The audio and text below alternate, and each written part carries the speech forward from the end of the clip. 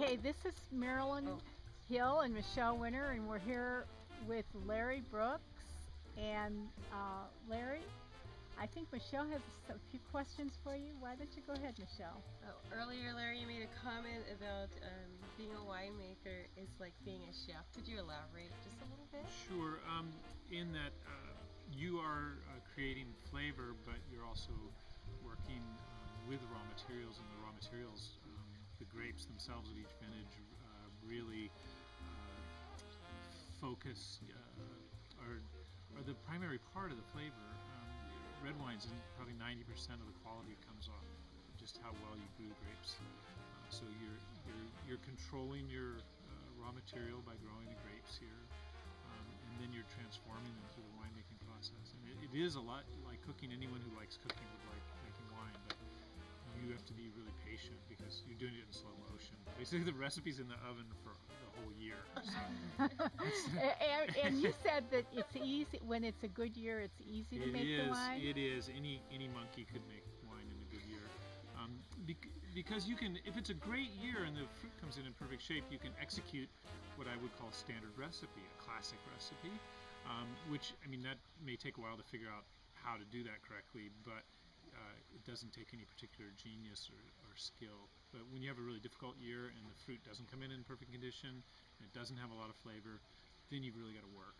And then you can be really proud. I'm prouder of the off years that I moved from mediocre to good than from the great years that started great and I just helped them or babysat them and allowed them to become great. There's no great skills there, but you get all your compliments for your great wine. So it's a kind of a curious disjunct. People are so complimentary of, like, this 07 Pinot Noir, one of the best wines of my entire career, but I didn't do anything special, and it was an easy vintage.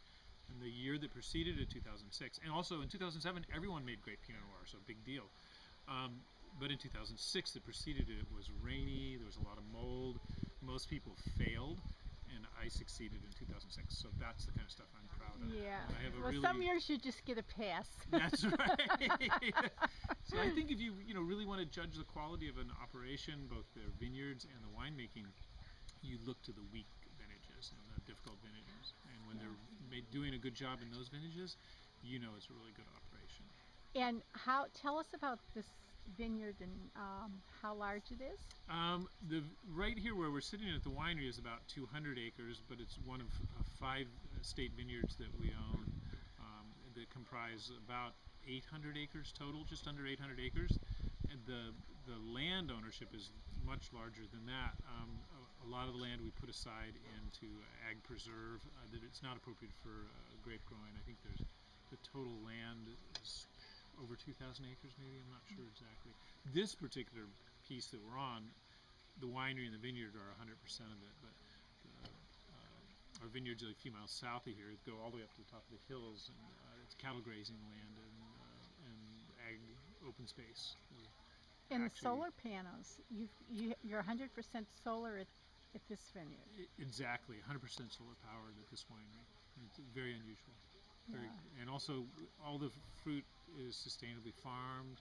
We recycle all our water. This is an extraordinarily green operation. And I don't think it's widely understood, but in terms of carbon footprinting, an estate operation like this, even without the solar, is carbon negative. That is, the vines capture far more carbon than the business puts out for all activities, including the trucking, the fermenting, the bottling, everything, running the winery. So even without the solar estate, wine growing is a very green activity. So the key is to drink wine. For your health and happiness more than the environment. I have just a short question. Okay. Are there any awards within the industry for the green winemaker? That's starting up. We are certified by a third party to be sustainably farmed, so that's important to us because people are naturally suspicious and they say, "Oh, you say you're green, but prove it." So we are certified by an outside agency, and we have gotten awards from our local.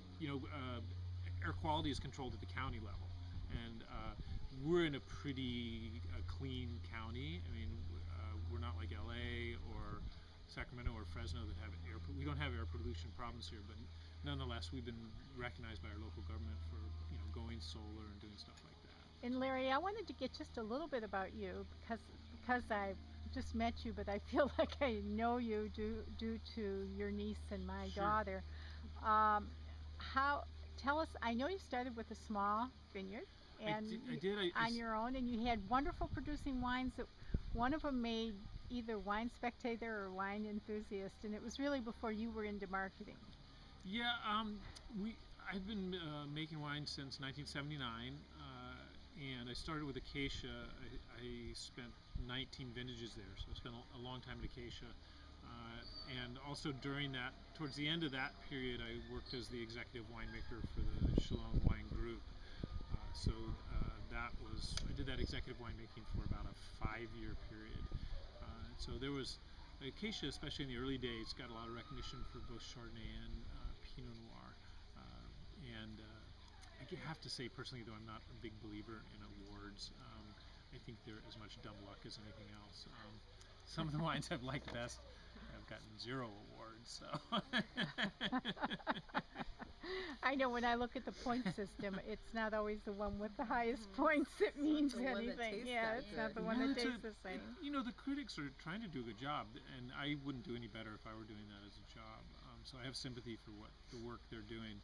But the curious thing is the human palate, given a range of wines. Let's say I had 10 wines here in front of me, I'd pick the most intense one as the best. That's just human nature.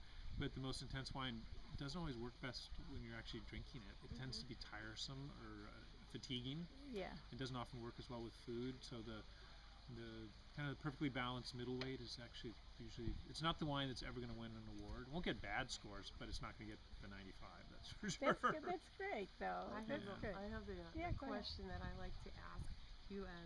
You really do stress wine pairing here, which I just find wonderful. But I do have a question. Which wine would you put with Chinese food? Champagne. Yeah. I love that. I'm right on that. I like champagne. Well, champagne has a tiny bit of residual sugar in it, and I like spicy food. I especially like Thai food. And because I'm a winemaker and I have access to a lot of wines at reasonable prices, I do a lot of experimenting with food, and the spicy side of Asian foods, definitely champagne works really, really well. And of course, slightly sweet Rieslings, Gewürztraminers, things like that. Yeah, very good. And just tell us where people can look up the winery. Well, TolosaWinery.com, we have a unbelievably good website and social outreach, wine club. We're exceptional in that area. We've got Katie Noonan, who manages that, is a designer. She's designed a lot of the labels here, so we have a lot of in-house talent, and we kind of like doing stuff ourselves here. So we try and keep as much as possible in-house, and all that social outreach and the digital view of the winery is all handled right in-house here. Go ahead. And one more question that I forgot. What would you say is the most important part of your job, or the most difficult? Here's the metaphor. I thought up this metaphor a couple of years ago, and I think metaphors are good because they say a lot in a short period. Being a winemaker is a little bit like being a professional dancer. Okay, I know how to do all the dances, but each vintage is a new partner that you've never danced with before. And the hardest thing is those first few weeks of the harvest, figuring out that partner. You know how to dance. It's your job. You've done it forever, but you've never danced with this particular partner. So that's really nerve-wracking. I love that. That's great. Well, thank you, Larry Brooks. Not at all. Thank you. That was fantastic. Cheers.